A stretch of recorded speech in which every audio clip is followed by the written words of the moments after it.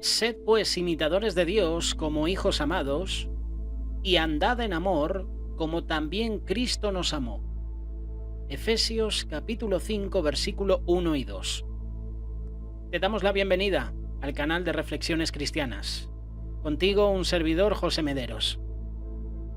Ser llamado hijo de Dios no es solo un título espiritual, es una identidad.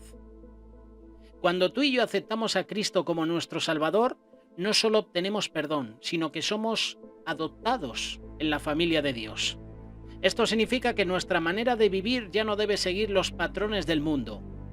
Debemos reflejar el carácter de Cristo. Pero ¿cómo debemos vivir realmente los hijos de Dios? ¿En qué se distingue su vida diaria del resto del mundo? ¿Cuáles son las marcas visibles de un corazón que ha sido regenerado por Cristo? Vamos a ver en esta reflexión algunos principios esenciales. En primer lugar, vivir en santidad. Primera carta de Pedro, capítulo 1, versículo 15. Sino como aquel que os llamó es santo, sed también vosotros santos en toda vuestra manera de vivir. La santidad no es perfección humana, sino separación para Dios. Un hijo de Dios debe vivir apartado del pecado, no por legalismo, sino por amor a Dios.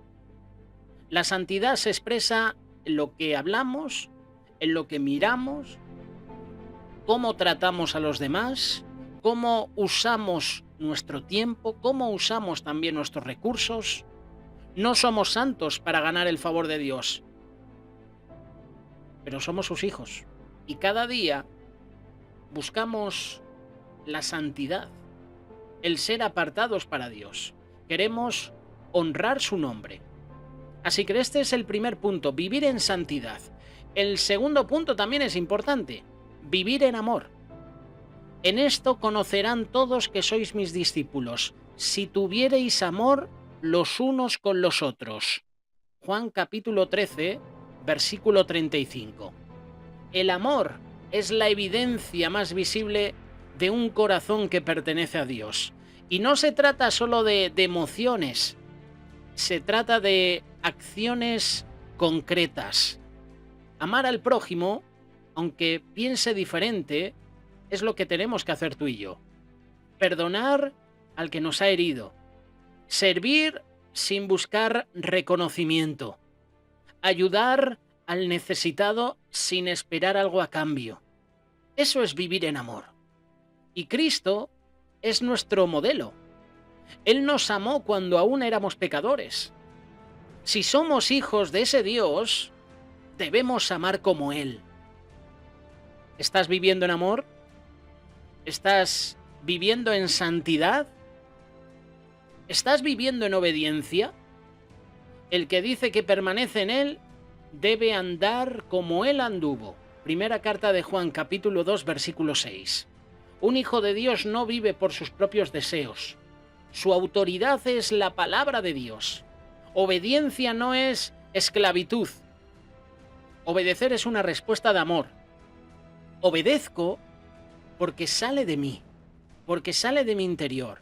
Obedezco porque no hay alguien que me obligue a hacerlo. Es una muestra de que soy hijo de Dios. Si he aceptado a Jesús como mi Señor y Salvador, esas son mis credenciales. Obedecemos aunque cueste.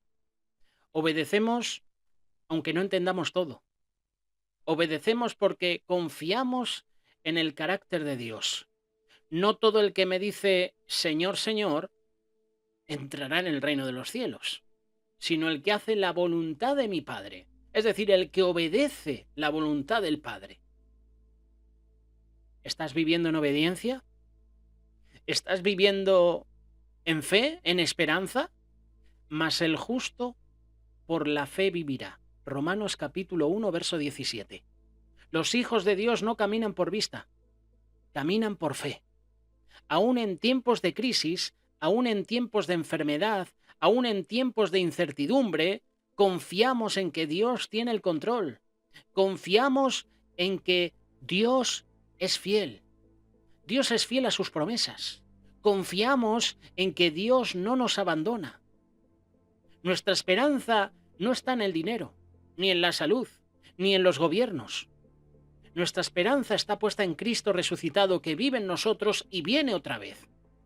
Y estas son credenciales del cristiano. Por eso te hacía la pregunta: ¿cómo deben vivir los cristianos? ¿Cómo deben vivir los hijos de Dios? Debemos vivir como luz en el mundo.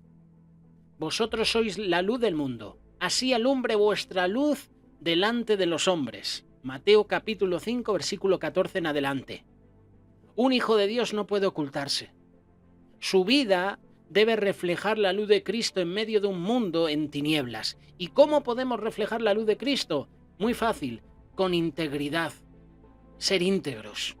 Sé íntegro en tu familia, en el trabajo, con un testimonio limpio, con esperanza en medio de la crisis, con gozo en tiempos de dolor. No se trata de ser perfectos, sino de ser humildes, de estar llenos del Espíritu. Ahora bien, ¿qué pasa cuando fallamos? Porque todos fallamos. Dios no espera hijos perfectos, sino dispuestos a ser transformados. Cuando fallamos, el camino no es escondernos, sino volver al Padre en arrepentimiento sincero. Esto es lo que hizo Adán y Eva. Cometieron pecado y lo primero que hicieron fue esconderse, alejarse de Dios. Yo soy de los que piensa que si Adán y Eva se hubieran arrepentido de ese pecado, de desobedecer a Dios, Dios en su infinita misericordia les hubiera perdonado, les hubiera restaurado. Pero lo que hicieron Adán y Eva fue excusarse. Lo que hizo Adán y Eva ha sido por culpa de ella, ha sido por culpa de la serpiente. Si confesamos nuestros pecados, Él es fiel y es justo para perdonar. ¿Sabes cuál es el problema que tenemos los cristianos, los hijos de Dios? Que no confesamos los pecados. No se los confesamos a Dios. Podemos engañar al hombre. El hombre no sabe lo que podemos hacer en nuestra intimidad, pero Dios sí lo hace. Y aún así, no nos humillamos, no nos arrepentimos, no confesamos nuestros pecados a Dios. Como continúa este versículo, Él es fiel y justo para perdonar. Primera carta de Juan, capítulo 1, versículo 9.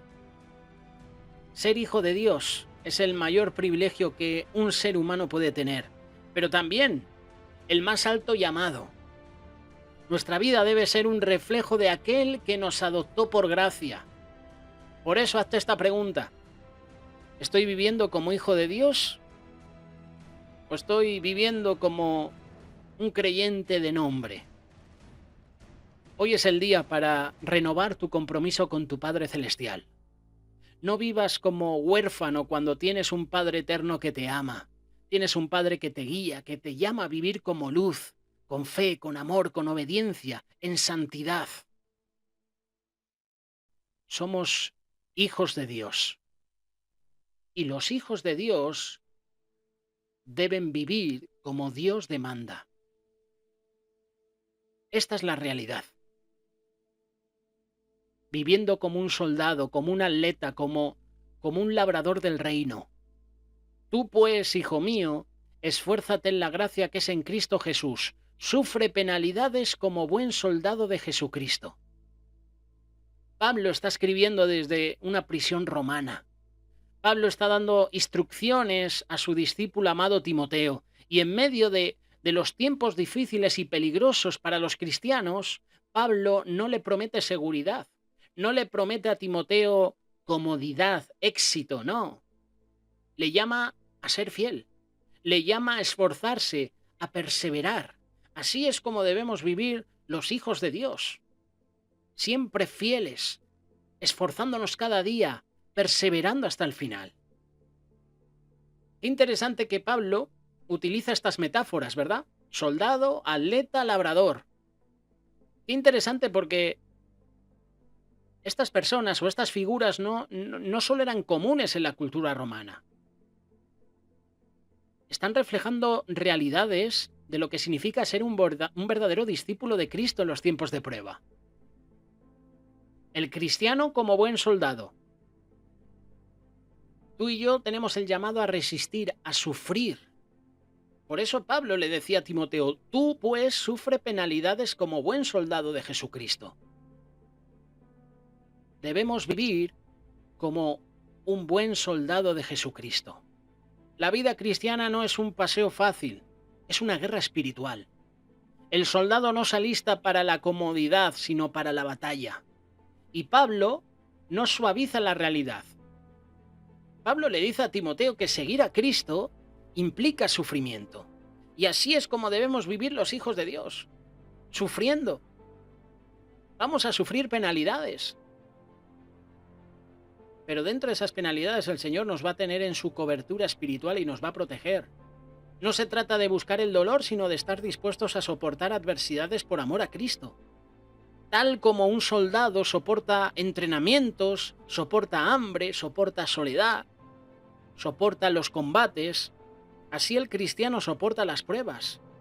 Así el cristiano soporta el rechazo, las tentaciones, la oposición por causa de Cristo. Porque no tenemos lucha contra sangre y carne, sino contra principados y potestades. Efesios capítulo 6, verso 12. El cristiano, como buen soldado de Jesucristo, tiene que enfocarse, tiene el llamado a enfocarse. Un soldado no puede distraerse con asuntos civiles. Su vida está enfocada, está disciplinada, está dirigida por el llamado del que lo reclutó. Y hoy en día muchos creyentes pierden el rumbo al involucrarse tanto con las cosas del mundo, con las cosas que a lo mejor pensamos que son buenas, son agradables a Dios, pero no lo son. A veces nos olvidamos de las cosas del reino. Jesús nos reclutó con un propósito, extender su reino, pelear la buena batalla de la fe, agradarle a Él por encima de todo. ¿Estamos viviendo para agradar al comandante o nos hemos distraído con lo pasajero? ¿Estoy viviendo como un buen discípulo de Cristo? ¿Como un verdadero hijo de Dios? ¿O estoy viviendo como un hijo del diablo? Porque si no eres hijo de Dios, ¿de quién eres hijo entonces? Pablo también compara al cristiano con un atleta. También el que lucha como atleta no es coronado, sino lucha legítimamente. El atleta corre con un objetivo, la corona, el premio. Y su mente no está en el cansancio del presente, sino en la recompensa futura. El cristiano corre la carrera de la vida con una meta mucho mayor. Esa meta es la eternidad con Cristo. Puestos los ojos en Jesús, el cual por el gozo puesto delante de él sufrió la cruz. Acaba diciendo Hebreos capítulo 12, verso 2. La vida cristiana requiere visión. Si solo vemos el presente, el dolor, las pruebas, nos vamos a desanimar. Pero si corremos con los ojos en Jesús, la motivación permanece. El atleta no puede ganar si no compite dentro de las reglas. Y esto se aplica a la vida cristiana. No se trata de hacer buenas obras a nuestra manera, sino de vivir conforme a la palabra de Dios, obedeciendo su voluntad. Esa es la motivación. ¿Estamos agradando a Dios en la forma y en el fondo? ¿Estamos corriendo legítimamente la carrera? En un tiempo donde muchos adaptan el evangelio a su comodidad, Dios nos llama a fidelidad total. No todo el que me dice Señor, Señor entrará en el reino de los cielos. Tenemos que estar preparados como el atleta se prepara. Tenemos que estar preparados como el soldado. Tenemos que estar preparados como el labrador. El labrador, para participar de los frutos, debe trabajar primero. El labrador sabe que el fruto no llega de inmediato, debe sembrar, debe regar, debe cuidar, debe esperar. Así también la vida cristiana es un llamado al trabajo constante, muchas veces en silencio, con lágrimas, pero siempre con esperanza. El que con lágrimas siembra, con regocijo segará. Salmo 126, verso 5. ¿Cuántos de nosotros, los que estáis escuchando esta reflexión, hemos pasado por esos momentos de lágrimas, de llanto, de dolor, rupturas familiares, enfermedades, pérdida de un familiar, de un ser querido? ¿Cuántos ahora mismo están padeciendo por causa del Evangelio? ¿Cuántos están sufriendo persecución? ¿Cuántos están sufriendo el rechazo de la familia?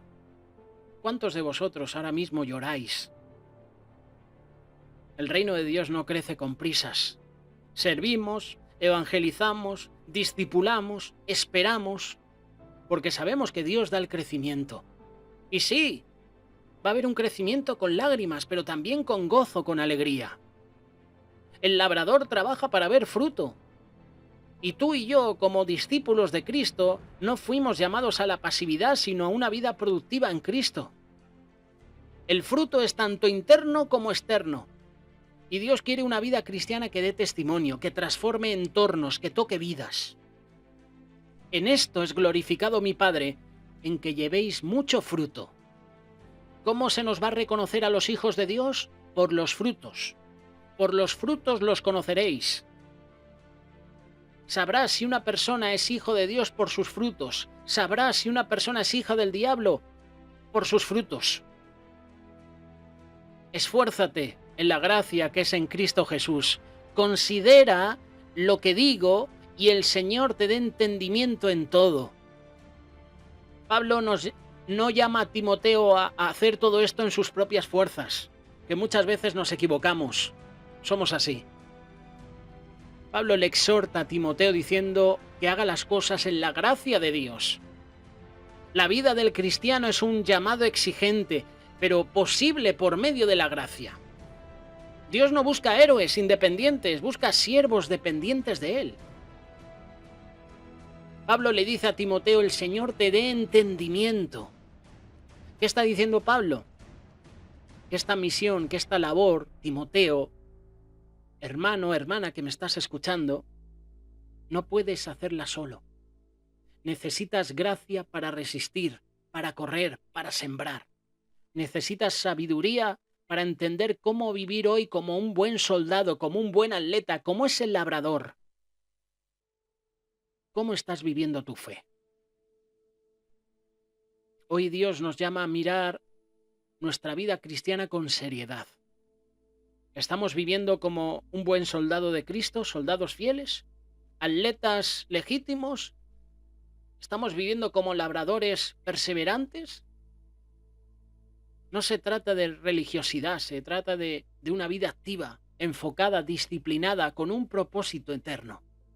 Tú, pues, sufre penalidades como buen soldado de Jesucristo. ¿Cómo debemos vivir los hijos de Dios? De esta manera.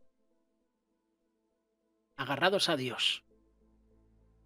Los cristianos debemos vivir como un buen soldado, como un buen atleta, como el labrador.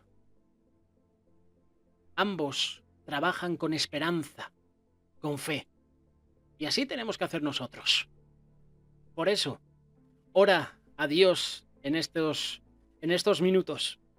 Ponte a cuentas con Dios. Señor, gracias por llamarme a ser parte de tu reino.